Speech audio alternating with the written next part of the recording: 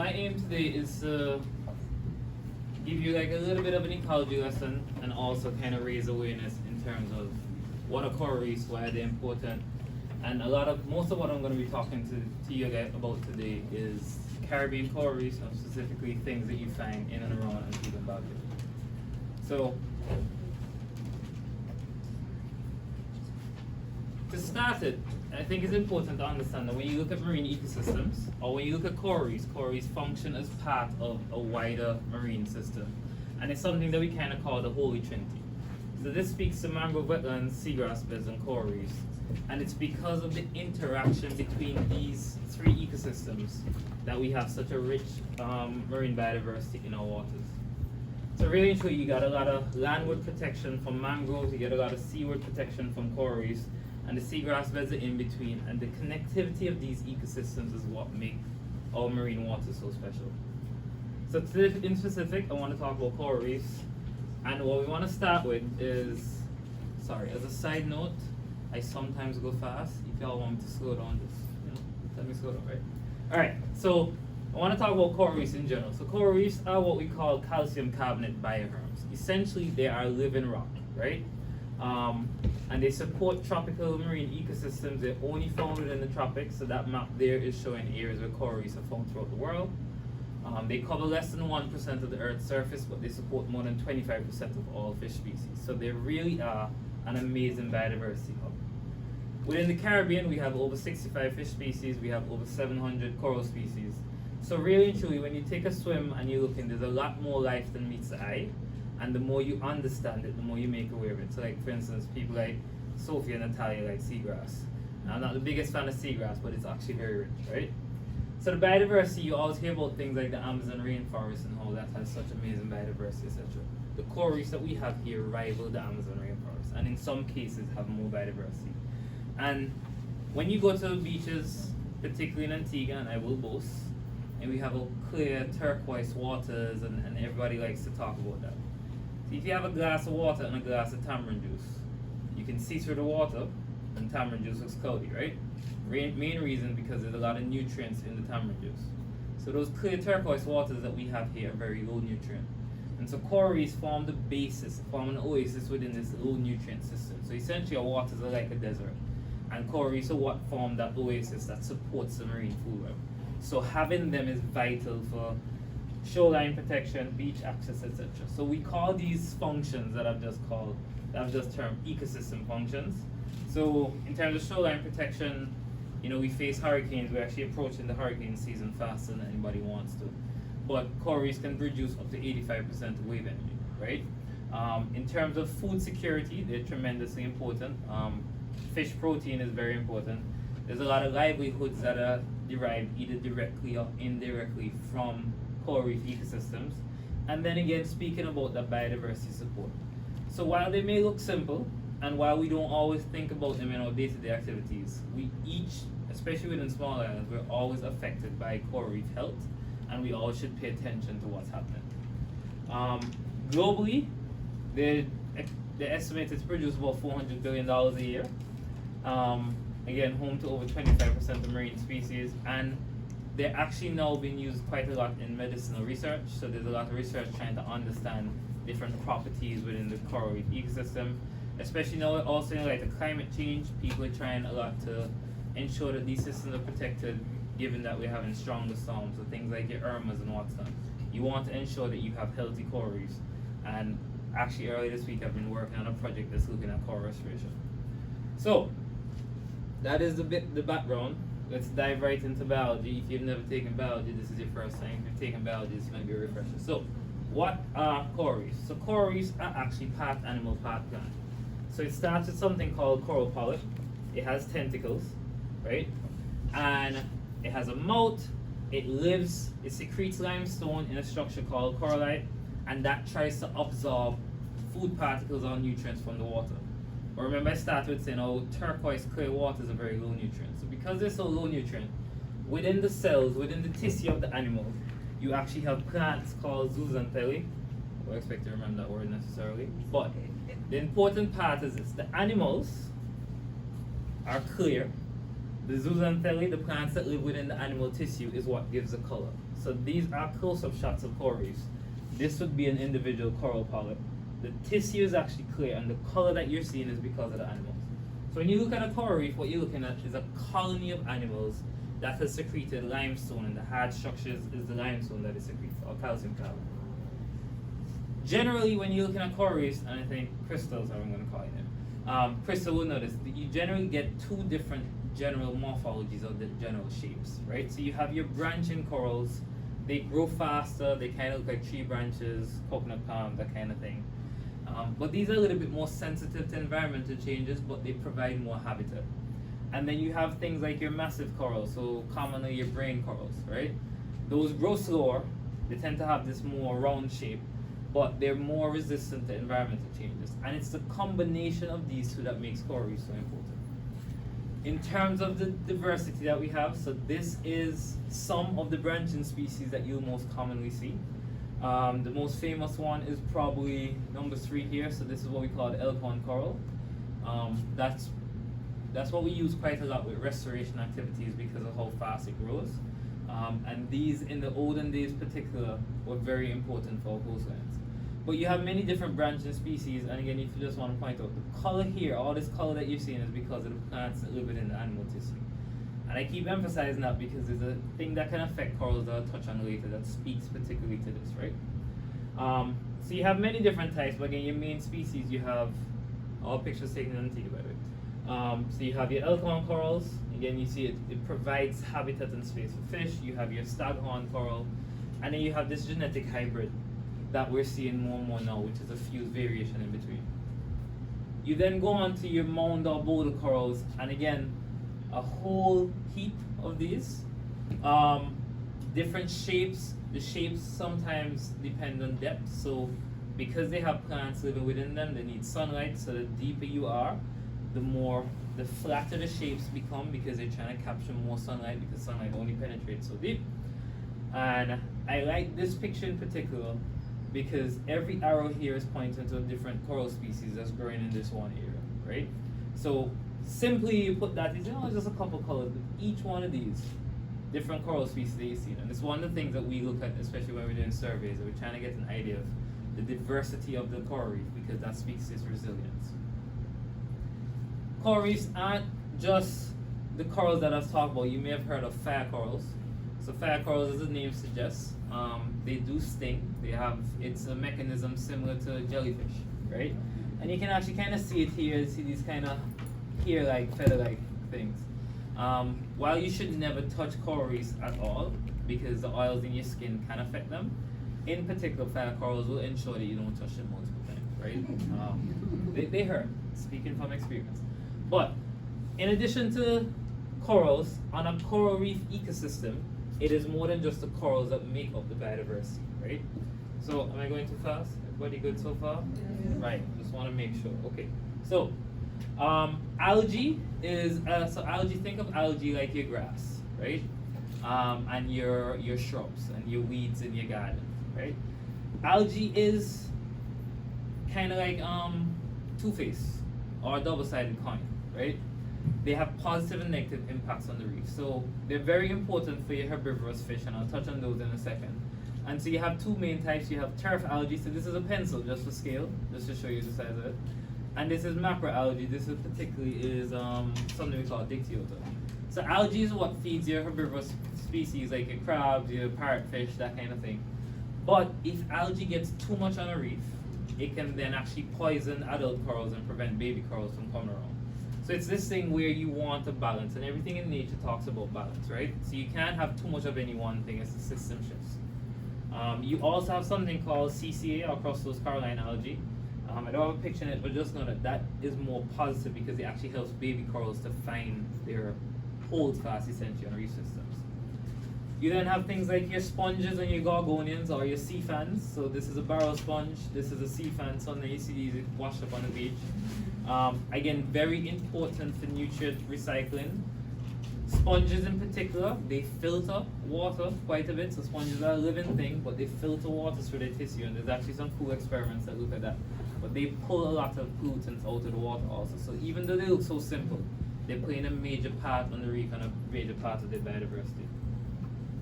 And then we go to all your invertebrates. So you have things like your Caribbean spider crabs, your slipper lobster, or sea louse. That's what they normally call it. Your regular lobster, your urchins, whether it's your white tripmustes or your black sea urchins. These 1, 2, and 3 are very important herbivores. Food security here. And this is just a subset. I can't pull everything out, but this is just to highlight that even when your average swim, or if you're on a reef, there's a lot more, and sometimes you have to search in the nooks and crannies to see these things. But you really notice an impact when they've been removed, because certain recycling of nutrients or cleaning up, that's when you start to see the changes. So when you think about coral reefs, and you think about how the system functions, there's no one thing that does everything. It's again finding that combination.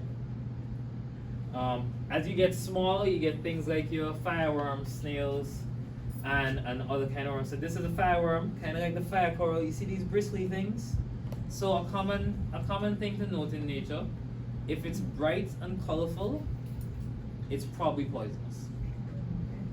Because if it's willing to attract that much attention to itself, it's probably not afraid of predation. And there's a reason why it's willing to attract. So this looks nice and pretty and colorful. Yeah, that hurts.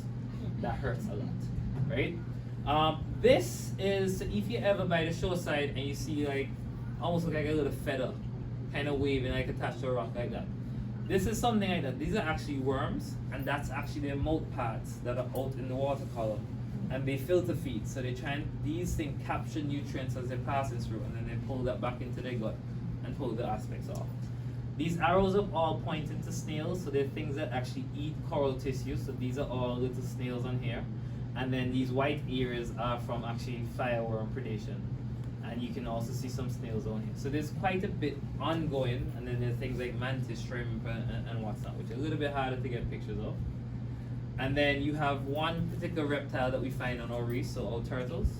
In Antigua and Barbuda, we have 3 main turtles that we see. We see the leatherback, we see the hawksbill, and we see the green turtle. This is a hawksbill, I think. Can't see the beak properly, but this was a picture that actually came across the reef side, and it was taking a nap. So they do nap on the water, even though they breathe here. So sometimes you come across this and they're just kind of chilling on the reef system.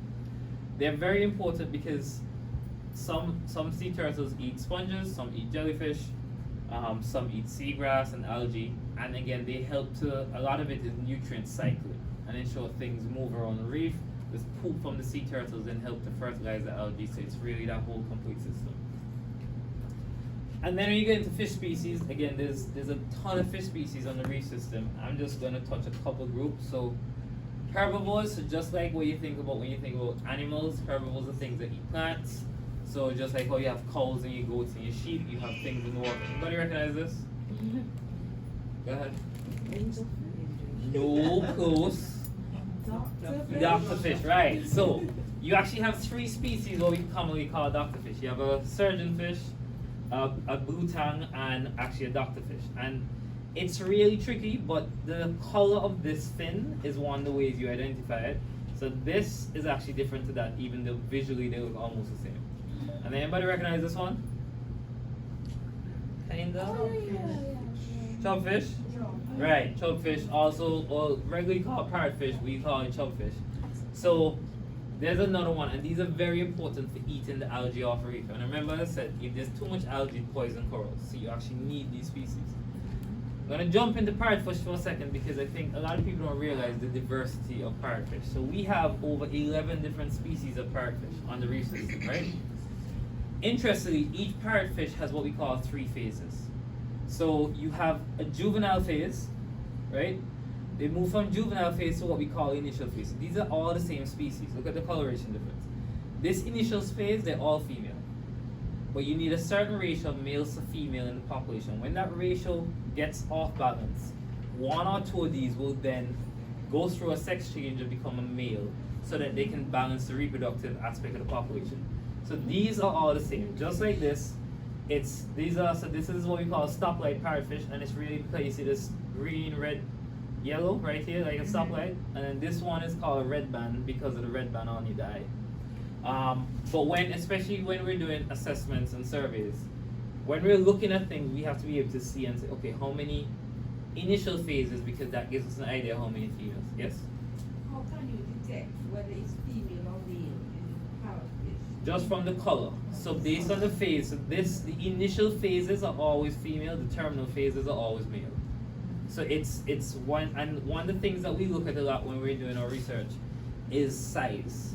So if you're finding big males, it's an indication of a low fishing pressure. And if you're finding smaller bodied fish that already go into the male aspect because of the population pressures, it means that the larger fish have been reduced. And the thing is, fish, the bigger a fish, the sequentially more eggs they can produce. So 1 pound fish maybe produce 100 eggs, and a 5 pound fish will produce 1,000 eggs. So it's a difference where you want bigger fish in the population because it means you have a population going on long term, right? So it's one of the things why when you, that's why I brought up parrotfish in particular, because people sometimes, I've often heard people think, oh, these are two different species. Exact same species. And they don't always look exactly like this. There's another form of this, there's another species that has a similar coloration. So I don't expect you to know the coloration, but just know that when we're swimming and we're doing surveys, sometimes I'm scratching my head like, which one was that again? You know. And they use pictures and videos to help you, right? Anybody recognize this? Snappers, right? So you have things like your mutton snapper, or virgin snapper, or canteen snapper, depends on what you call. Your snuggle teeth, or your schoolmaster, and then things like your yellowtail snapper. So again, these are just some, there's several other snapper species, but these are more of your predators, right? And then you have your groupers, so things like your Nasa grouper, your tiger groupers, or like your red hinds, which are also the grouper family. So the point I'm trying to pull out here is there's quite a diversity. And then Natalia's favorite, the angelfish. So I'm gonna forget you here, right?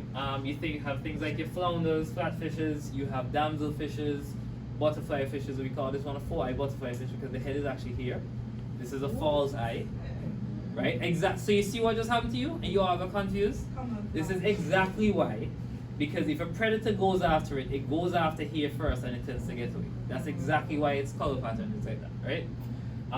Silverfish, these are your filefish, your trumpet fish, what we locally call old life or triggerfish, and then canya or squirrelfish, and then things like your mackerels and barracudas, and even your eels.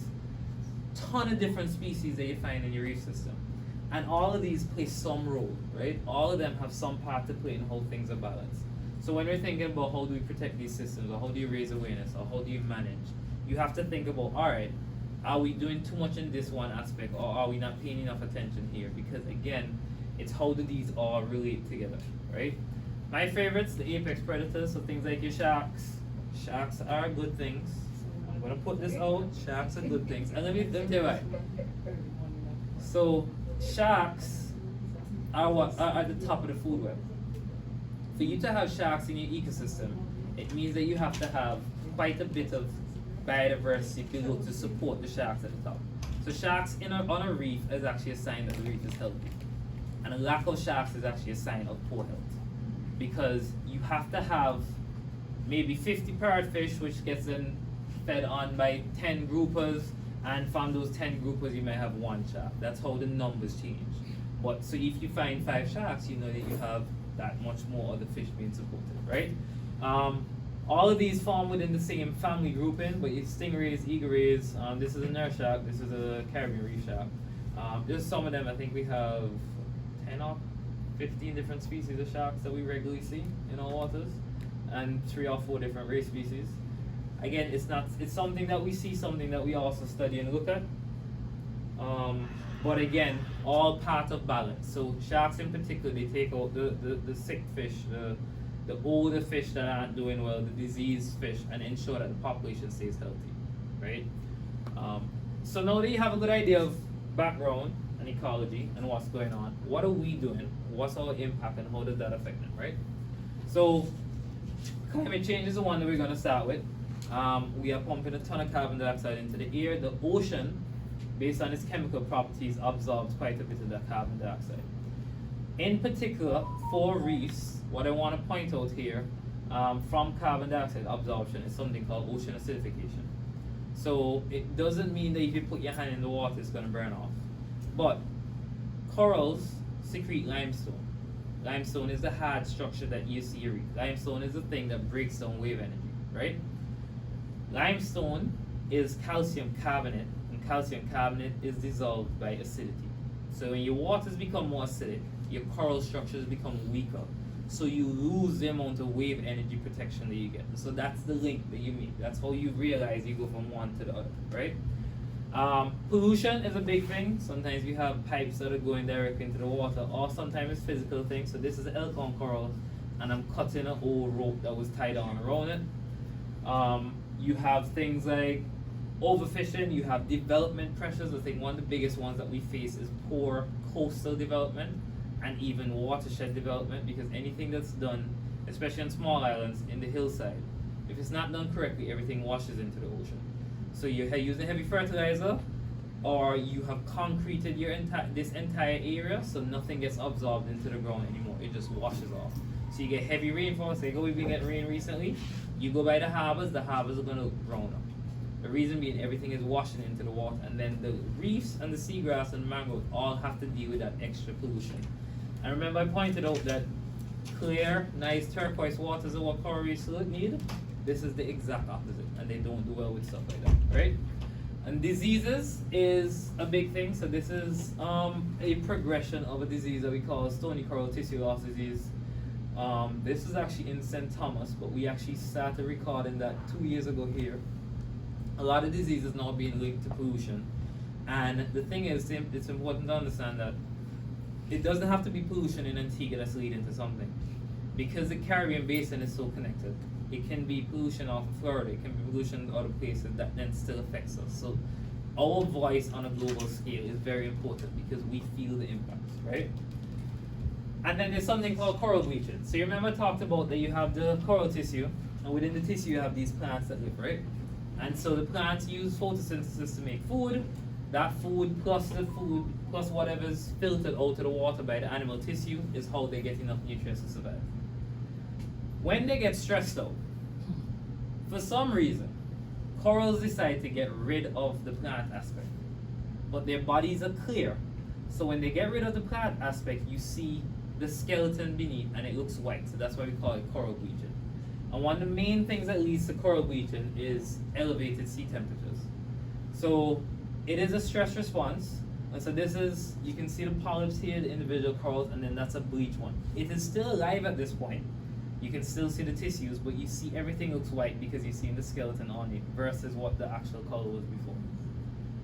Elevated sea temperatures are the primary driver, and last year we actually saw the worst summer on record in terms of sea temperatures, and this is a direct result of climate change. And we saw massive bleaching around the entire Caribbean region. So when I say massive bleaching, there are some areas, including areas in Antigua, where we're recording over 90% death of coral tissues because the amount of time that these temperatures stayed elevated for. As a side note, the thing that dropped the temperature was actually Tropical Storm Felipe and Hurricane Tammy. Because if you have a pot of hot water or a cup of tea, you stir the tea to cool it down.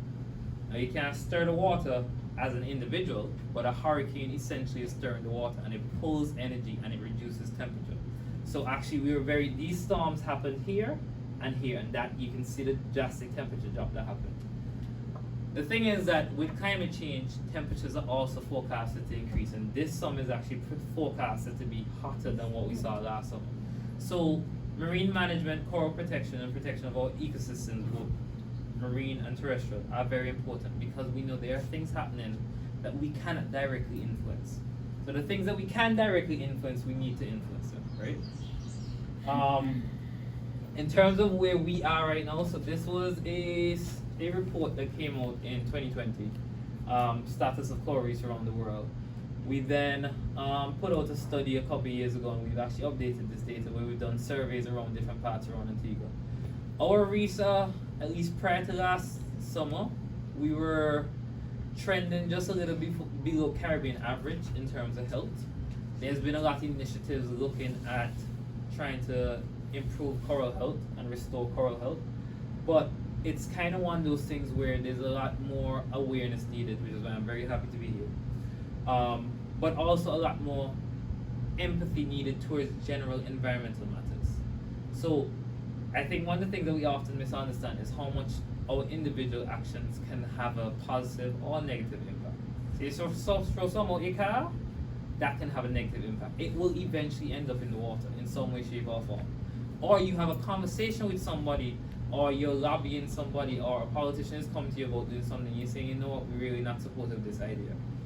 The voices add up over time. And so we have seen a trend towards more environmental conservation and sustainability. Even a workshop like this is a clear evidence of our trend of moving towards a more positive look on the environmental field. But we're not where we need to be yet, right? And it's something that we need to constantly work on, which is why I'm actually quite interested to see all crochet stuff and all this. So, kind of just to wrap it up, again, I just want to end on importance. They occupy less than 1% of the Earth's surface, but they're one of the most valuable. Coastal protection, fish habitat, spawning grounds, carbon sequestration, tourism, recreation, novel drugs, economies, a lot of green jobs and what's not coming out now. It's very important to remember that, especially when you live on small islands, the way of life that you have is dependent on our environmental ecosystems and heavily dependent on our marine ecosystems. And no matter how small of a thing you are doing, if you're making a positive impact towards environmental conservation, you are making a difference. So just want to end it on that note. Feel free to, that's an Instagram page that I run, but again, local pictures, and I'll take any questions.